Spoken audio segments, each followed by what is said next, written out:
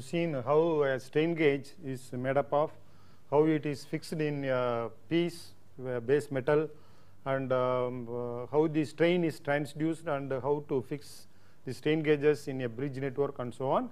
But now for a displacement measurement, how to use a strain gauge, that what I am explaining now. That is, now if you want to measure a displacement, give the displacement to a cantilever, for example, cantilever end, it is fixed end, this is the free end. So give the displacement at the free end, so it will deform. So by using this cantilever, what you are achieving, the displacement signal is converted into a strain signal. That is what is indicated in the signal flow diagram. This is signal flow diagram where the cantilever is shown here, first transducer converting the displacement or transduced displacement D into epsilon strain. So afterwards, then now the strain is picked up by the strain gauge as resistance change, that will form one of the arms of a strain gauge bridge circuit. So by using the strain now, that is displacement converted into strain, this strain is converted into a resistance change which forms part of a bridge network. So now it is the whole thing is our carrier frequency amplifier. You have got oscillator giving a high frequency carrier signal, and this is our strain is our input signal, and resistance change correspondingly. You will have the output voltage EO from the bridge, and that is being amplified. This is a modulated signal. It is being amplified, and the amplified one goes to the phase sensitive demodulator, and then through low pass filter we get a voltage output. Now this voltage is calibrated, E is calibrated in terms of displacement. So you find the first what we do in this is a AC excitation. It is for AC excitation, AC current excitation for the bridge network, because oscillator gives near about 5 kilohertz frequency signal. It is used to excite the strain gauge bridge. So that is now here strain gauge bridge is all the four will be from the resistance, pure resistances. We can either excite the bridge network by AC or DC. So this is excitation. If we use a DC excitation, it is simple circuit. Again we use a cantilever to transduce displacement into strain, and this strain goes into the strain gauge as resistance change. That strain gauge will be forming a part of a bridge network, and that bridge network excited with a DC voltage. That output voltage EO is amplified in a DC amplifier. Now DC amplifier, from operational amplifier we have got many DC amplifiers without any drift problem. Such an DC amplifier we can use and magnify this voltage, and finally you get a voltage output that will be calibrated by giving known displacements. That is the calibration. Here also by giving known displacement, calibrate the voltage output, and later on you may have the curve like this. This is a displacement versus voltage output of the voltage output at the end of the instrument, that is carrier frequency amplifier output voltage. So it may be coming somewhat like this. So by giving known displacement you plot it. After you plot it, later on you give unknown displacement to the cantilever end. Previously, first for calibration you give deform it by using a dial gauge. So dial gauge gives a known displacement. Plot this curve. Then this cantilever, at this cantilever end you give the unknown motion, and that motion you can from the voltage you can get the correct displacement. That's how the strain gauge is made use of for measurement of displacement. So this is what we learnt about regarding how to use this resistance for the purpose of displacement measurement. Next passive element is, we have already seen that resistance, inductance and capacitance can be used to transduce the displacement signal into electrical voltage. So naturally next one will be variable inductance transducer, where inductance is made use of to measure the displacement. Now the inductance is used in three forms, that is to change the self inductance of a coil, or mutual inductance between two coils, and then reluctance, that is resistance for magnetic lines to flow. Whatever the resistance, that is called reluctance. The reciprocal of reluctance is called permeance. Sometimes it is also known as permeance pickup. American firms, some of them call it as permeance pickup. So these are the three ways in which the inductance is made use of. So first we take the self inductance. It's also sometimes called inductance, simply inductance pickup. Self inductance or simply inductance pickup. Inductance pickup.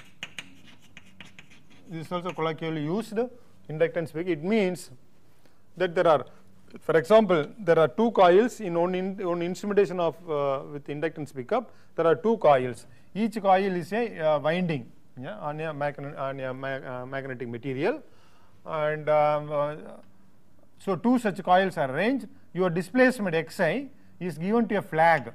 Flag is made up of magnetic material. This is a magnetic material. Magnetic material. Flag is made up of magnetic material. So when the flag is at the middle of these two coils, for example, one coil may be 8 mm diameter and say 11 mm length, typical inductance coil. So two such coils are arranged with the flag in between. When the flag is at the middle position, the inductance of these two coils will be same. So the reluctance or the impedance Z1 and Z2 both will be equal. Now they are, these two coils are connected in the, say this is a carrier frequency bridge cum amplifier unit is nothing but carrier frequency amplifier. Carrier frequency amplifier. So it is connected. So you get the excitation. So it's somewhat like this. In the bridge network, Z1 and Z2 will form adjacent arms of a AC bridge, of an AC bridge. The other two arms can be pure resistances. So connected to the, you can connect it to the carrier frequency amplifier, and you will get the, you can get the reading here. You can get the reading of the amplifier, that is output voltage. Similar, this it is similar to the signal flow diagram. Yeah, instead of cantilever, you can say flag is used, and then the inductive pickups. Say displacement we give to a flag in terms of this. We call it, this is, you call it AC bridge. All the things, all other things will remain same as it is in AC carrier frequency amplifier. So this is one form of using the self inductance pickup. That is, when the flag is at the middle, the inductance of these both the coils will be same. When the flag moves nearer to, say, coil 1, then inductance of coil 1 is more, and to the same extent the inductance in coil 2 is reduced. So it's opposite effects. When the flag moves, in one coil increase, in the other coil decrease to the same extent. Hence opposite effects are connected in adjacent arms of a bridge network, what you have learnt already under bridge network. So this is a flag type. Another type is, we can use a core. The flag itself may be made in terms of core, and it is positioned at the middle of a hollow cylindrical inductive coil. That is, it is made up of one coil and with a center tapping. With the center tapping you find, then from center tapping to one end we have got one coil Z1 with the impedance Z1. Then from the middle point to the other end of the coil we have got the coil equivalent to coil 2 and with a impedance of Z2. So now when the magnetic core is at the middle, we find magnetic material distributed equally to both the coils.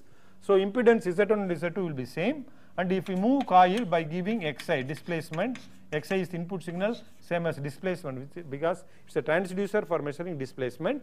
So when you give the displacement here, suppose we move from left to right to some small x, of course the displacement is limited within this length of the total coil. So if we slightly move, what will happen? Then inductance in coil 2 will be more than the inductance, that is, the inductance in coil 2 is increased and to the same extent it is reduced in the coil 1. So it is similar effect, but here we have a core moving inside a hollow cylindrical constructions. So physical construction is different here. Instead of two separate coils, it is made in hollow cylindrical construction, and it have a core. So with this again Z1 and Z2 opposite effects for a given motion, they are connected in adjacent arms, and then other two arms can be resistances. So again we connect to AC supply and take output. This output actually is given to, will form part of the carrier frequency amplifier. The second way of using the inductance pickup is mutual inductance. We have seen earlier the self inductance, now mutual inductance, and it has got a specific name, such transducers. One such famous name is LVDT, linear variable differential transformer. So it is very well known in measurements. LV, the people simply call LVDT. The construction details are shown here in the figure here. So we have got this is a magnetic core made up of magnetic material, a core made up of magnetic material. We will simply call magnetic core. So it is positioned at the middle. The construction is same as more or less similar to our self inductance with the core. Here also you will have a hollow cylinder, but here you have 3 coils, one primary coil and 2 secondary coils. In earlier we have only one coil with the center tapping. That is inside you have the difference of constructions. So primary coil is excited by an AC voltage which may be varying 5 kilohertz to 20 kilohertz. It is decided by the frequency of the input signal. Now input signal is here, it is given to the core, that is the displacement. Input signal is given to the core, to this extension rod. At the extension rod, whatever the displacement we want to measure, we give it to the rod, so the core will be moving. So now assuming the core is at the middle, now we find the mutual inductance between primary coil and secondary coils are when it is middle, they are same. That is mutual inductance here, inductance between this primary coil and secondary coil 1 we call mutual inductance M1, and similarly the mutual inductance between the primary coil and coil 2 we call M2, mutual inductance 2. So proportional to mutual inductance, voltage is developed here. That voltage, suppose we call it as EO1 is equal to M1 times DIP, that is current flow in, that is IP, current flow in primary coil, by dt. The rate of current flow into M1 will give the voltage developed in the secondary coil 1. Similarly, S2 is equal to EO2, that is voltage developed in the secondary coil 2 is equal to mutual inductance M2 into DIP by dt. Now these 2 coils, as we see, they are connected in opposition, polarity opposition. So we find the net voltage appearing between these 2 coils is the difference between these 2 voltages. So EO is equal to EO1 minus EO2 is equal to DIP by dt into M1 minus M2. This is the voltage developed at the terminal of the secondary coils. The terminals connecting secondary coils output voltage is proportional to this. Now when we change the displacement, suppose the D is 0, that is the core is at the middle, then you will find M1 is equal to M2 and M1 is equal to M2, EO is 0. Now when we give a displacement, suppose we move this core towards S1, suppose we move in this direction, then you will find mutual inductance M1 is more and M2 is small. So you will find EO1 is larger than EO2. That difference between these 2 things will appear. Suppose ES is of this nature, then EO1, so EO when Xi is positive. Suppose you call this as positive this direction, or we can also assume as per the diagram, let us assume here, and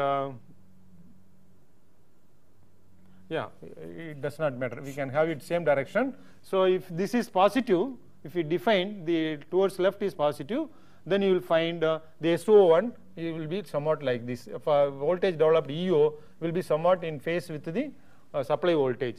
Suppose we move the other side from the other side towards right, then if it is from neutral position, it is a negative moment, considering the left hand motion as positive. This is a negative motion, and you will find in this case S2, mutual inductance between primary coil and S2 is more. So you will find voltage developed in EO2 is larger, EO2 will be larger than EO1, then you will have the 180 degree phase shift, that is this way. When Xi is negative, then you will find the output voltage will be opposite, that is 180 degree phase shift will be there. That is what is shown at this point, you will have 180 degree phase shift.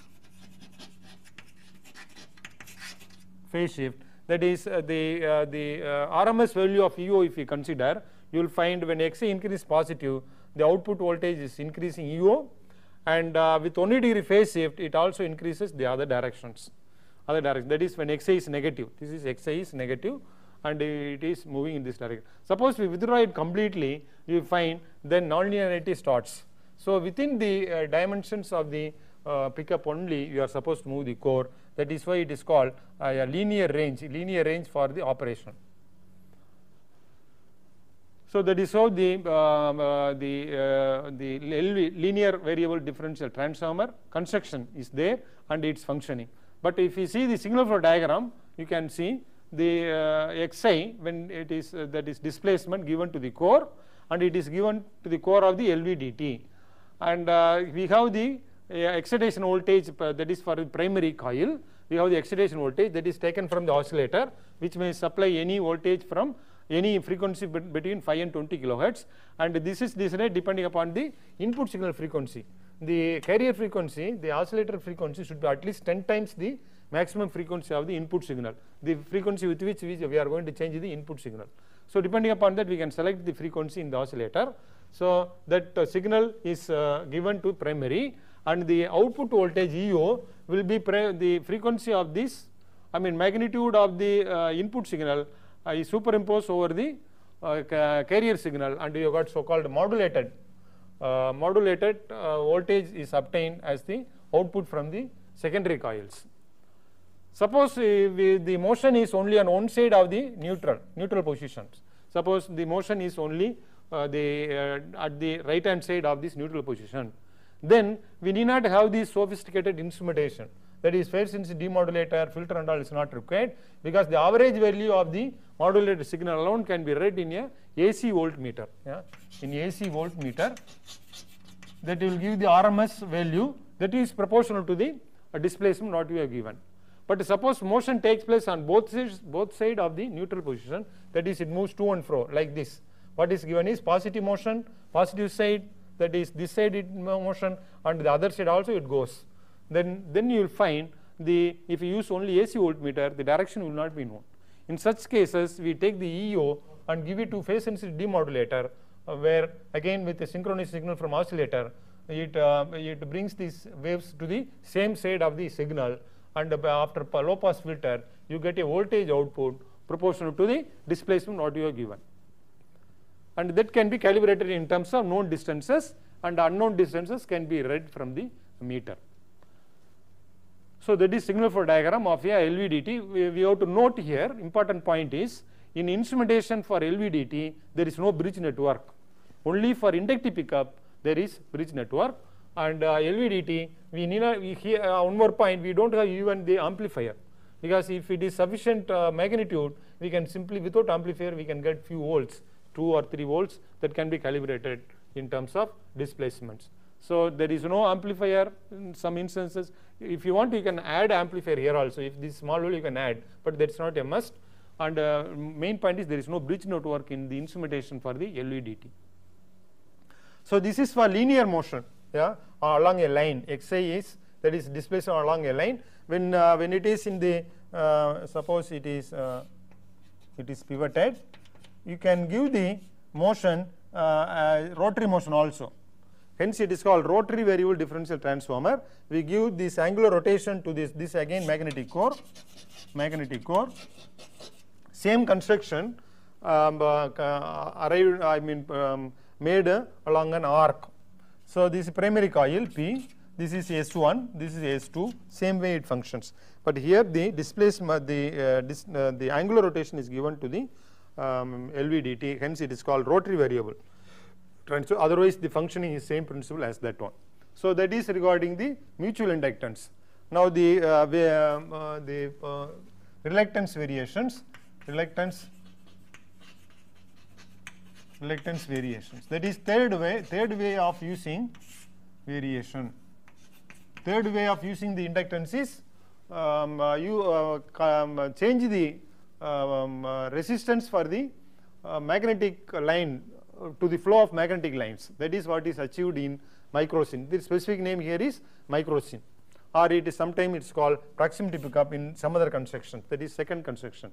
So in reluctance variations is achieved by this, like this. So there is a rotor which can make a rotation theta, that is our input signal xi. Yeah. When it rotates, we find the resistance for the magnetic lines. For one line is shown, 1 or 2 lines are shown here.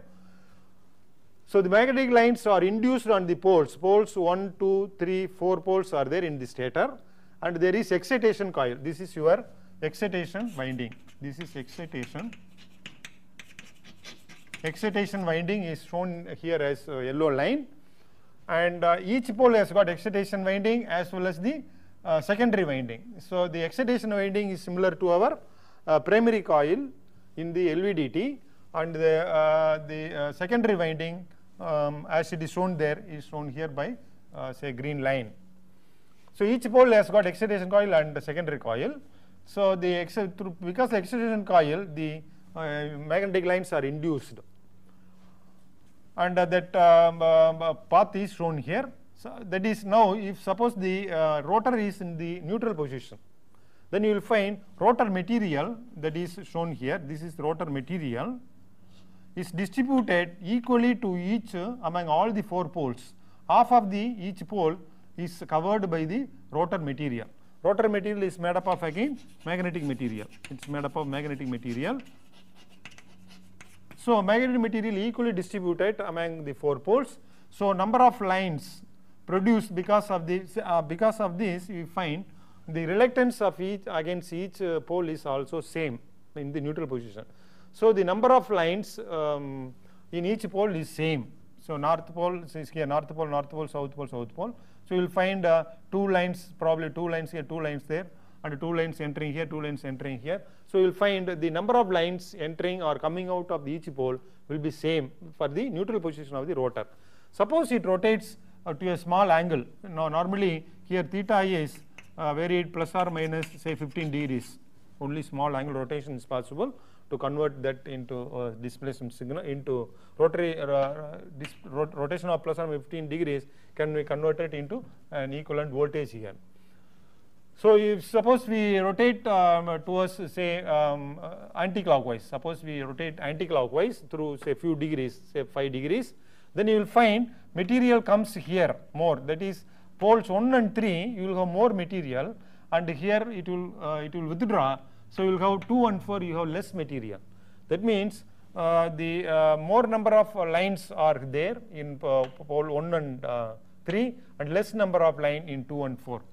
Now the secondary coils are wound in such a way, the coils 1 and 3 they add each other, and 2 and 4 the 2 and 4 also in connect in series, but in combination it will oppose 1 and 3 voltage.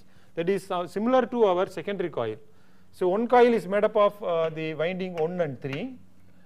The second primary secondary coil will be made up of the 2 and 4, and they will be the voltage developed in these secondary coils will oppose each other. So when they are connected in series, all of them, then you will find 2 adding, 2 subtracting, net voltage is is appearing here. So you find that is 1 and 3 voltage is increase, and 2 and 3, because whenever they change in when there is change in magnetic lines and they interact with the secondary coil, they induce voltage. That's how the voltage is induced in the secondary coils. And 1 and 3 they aid each other, 2 and 4 aid each other, but in opposite to the polarity of 1 and 3. So net voltage is coming here as it is in LVDT. But what you have made use of is the reluctance. Since more magnetic path, more magnetic material is brought, reluctance reduced in 1 and 3. At the same time, reluctance is increased in 2 and 4. So it is opposite effect producing in one pair. Increase one pair, and the other pair of poles, the reluctance is increased. That is what is made use of here to convert that rotary motion into voltage. So this again you can as per the signal flow diagram as LVDT, we can give this is a modulated signal. You can amplify it if you want, or you can give it a phase sensitive demodulator and then low pass filter, same instrumentation, low pass filter, and then finally you have the voltage output. Yeah, that part of it I have not shown. This is one way of using the reluctance variation. Another one is simply called proximity pickup. Yeah, it's well known. And the construction is you have got a north pole, south pole, a magnet, permanent magnet, on which there is a coil wound over. And suppose a gear is just below or in the vicinity of this device, at one instant, say a tooth comes just behind, just below the this arrangement, then you will find this is this made up of magnetic material. Yeah, this is made up of magnetic material again, magnetic material.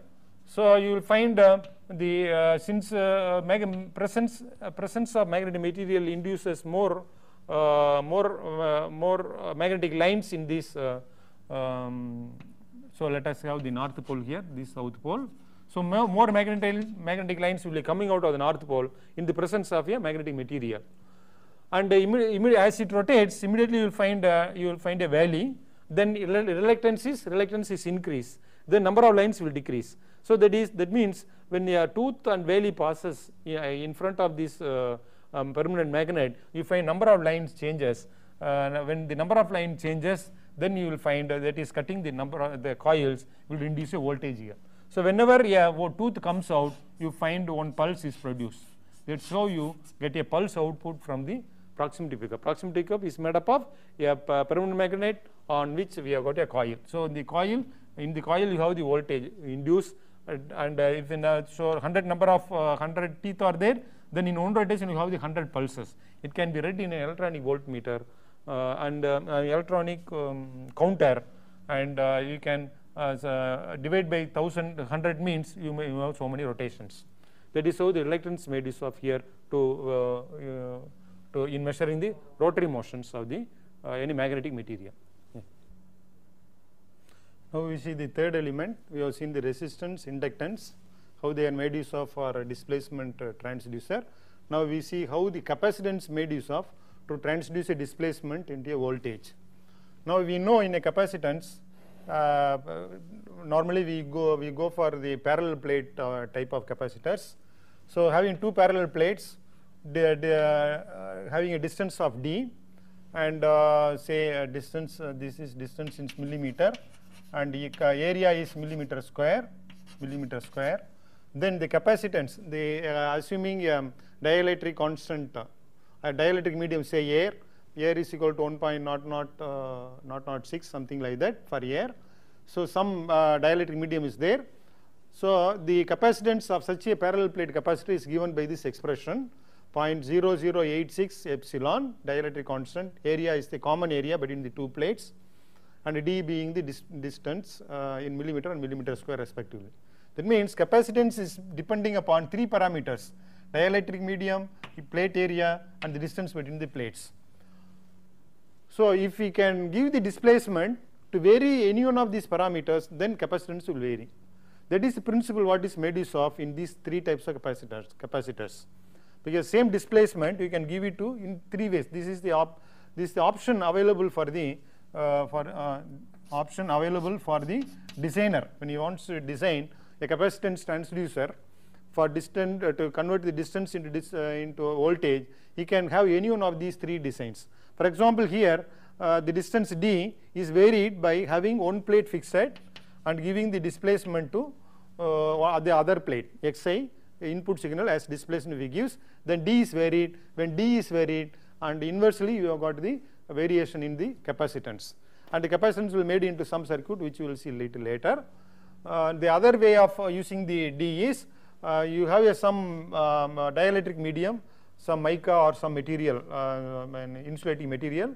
They are good dielectric materials. So some mica is there, and it is put to some initial position like that. You can move either this way or the other way. Then you will find the actual in this position half of the volume is made up of air, other volume is made up of mica.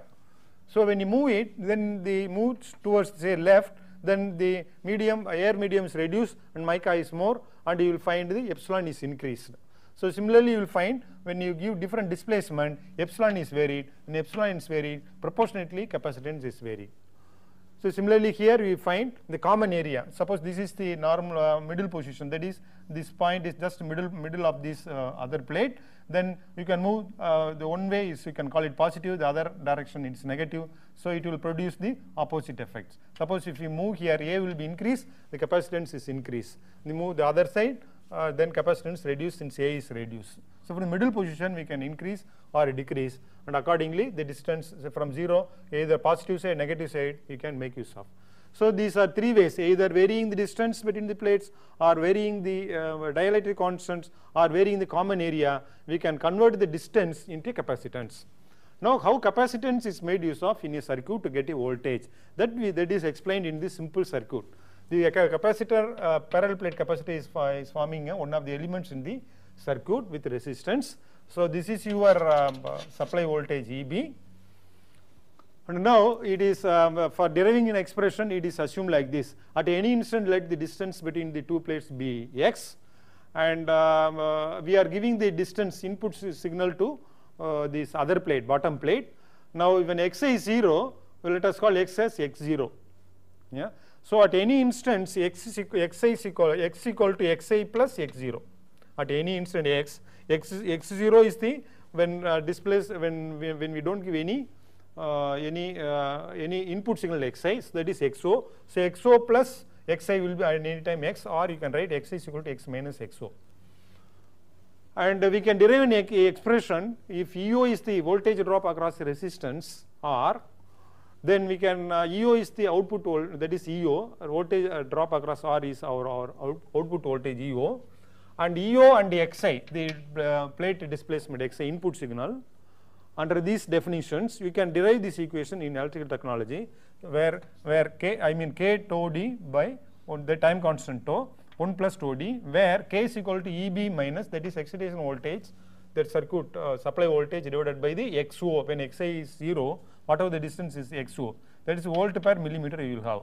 Then xi already we have seen. Tau is equal to time constant co, that is this will have its capacitance when x is or xo or xi is equal to 0. Co into R will give the time constant for the circuit. So in that terms we have got this relation, and when you want to find out the frequency response of this equation, normally what we do is substitute the differential operator d by I omega. So by substituting by I omega, you have got this equation, which gives rise to magnitude ratio and the phase angle like this. This you can reduce this to this form, and that is when omega is equal to 0, this is 0, EO by A is k. That is when omega is equal to 0, then you find EO by xi magnitude, that is I omega will be k. That is magnitude ratio of EO to xi will be k. That is 0. When it is 0, this is when omega is 0, this becomes infinity. Then becomes infinity, then you will find k by infinity will be 0. That is why you have got 0 voltage. Suppose omega is infinity, then this term will become 0. Then you will find EO by xi will be same as k. That is how when omega becomes infinity, the curve approaches the value of k. That is how the magnitude EO varies with reference to omega.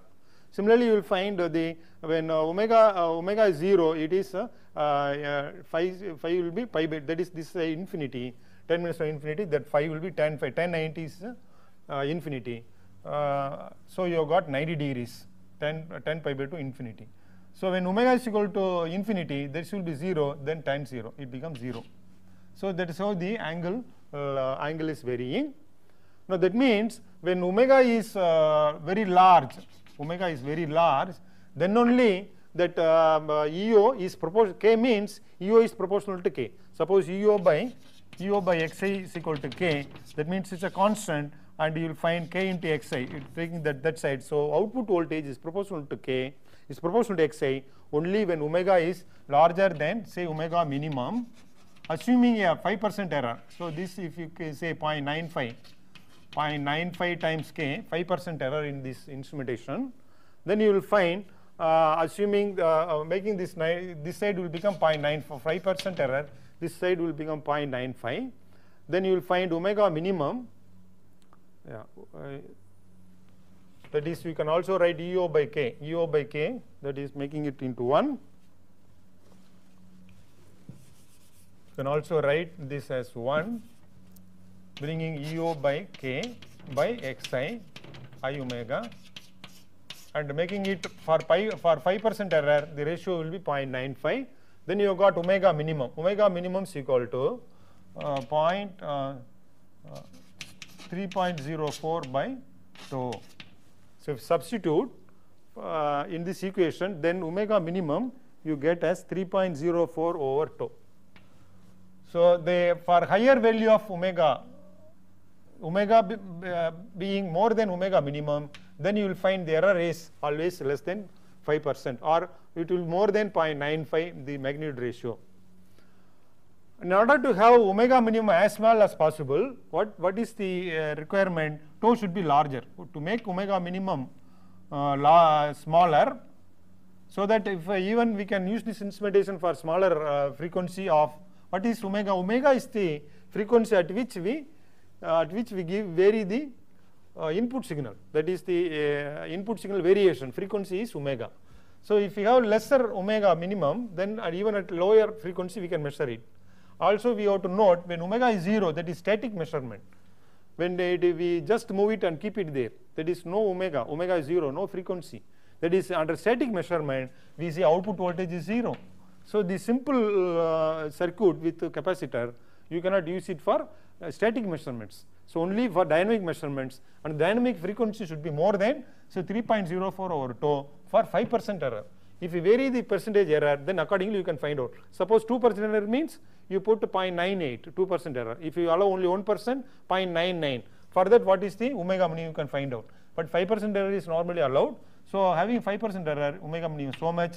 So in order to reduce, in order to have a as small value for omega minimum as possible, then you should have the as large tau as possible. Now what is tau? Tau is equal to CO times R. That is capacitance at X is 0 and other one is R. So normally having larger R, we can reduce omega minimum. So R is of the order of some mega ohm, 1 or 2 mega ohm. The problem here is we have reduced omega minimum, but the voltmeter which we bring to read this voltage will have 10 times this. So it should be 10 omega. 10 mega ohm should be the resistance of the voltmeter. So that is how it is a high impedance circuit. To convert it, we go for the impedance transforming amplifier. So by that we convert this high impedance circuit into a low impedance circuit, and later on you can connect a voltmeter. That is the usage of the impedance transforming circuit. In the transducers using capacitance and piezoelectric transducers, we make use of the impedance transform amplifier like that. So the simple circuit with one capacitor has got this drawback. It cannot be used for static measurement. If you want to use the capacitor for the static measurement, then we go for the bridge circuits with the capacitors, AC bridge circuits with the capacitors. That such 3 constructions are shown here in this figure. That is, capacitance is varied by varying the distance between the two plates of the parallel plate capacitor, or by changing the epsilon, that is the dielectric constants, or by varying the area. This is area variation. Here it is epsilon variation. Here it is d variation, distance variations. But they are connected in adjacent arms of the Wheatstone bridge. This is a Wheatstone. This is AC bridge. It is drawn in a diamond construction. It's a different way it is drawn. Across 2 corners you find the output voltage. The other 2 corners you give excitation. Same circuit, in different way it is drawn. Whenever we give a displacement, suppose we give the displacement here xi, then we will find the distance here is reduced, the distance the other capacitor C1 is increased.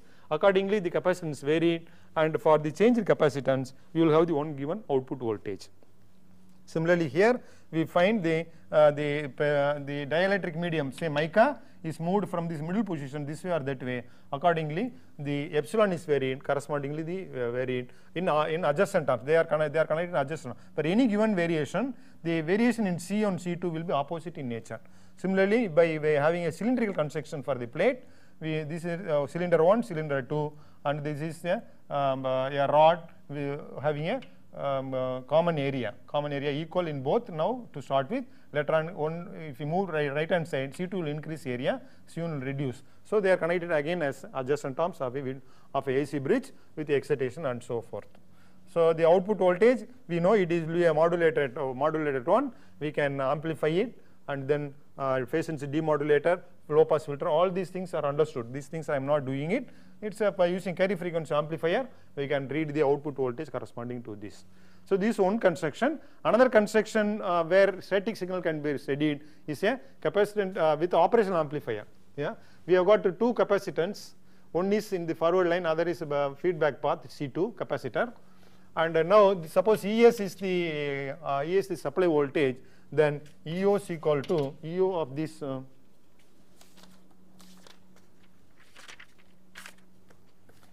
EO is given by EO is equal to C minus C1 by C2 ES. That is EO, the output voltage of this setup. That is operational amplifier with a feedback capacitor, and then it is going to phase sense demodulator, low pass filter. Finally, you get the output voltage.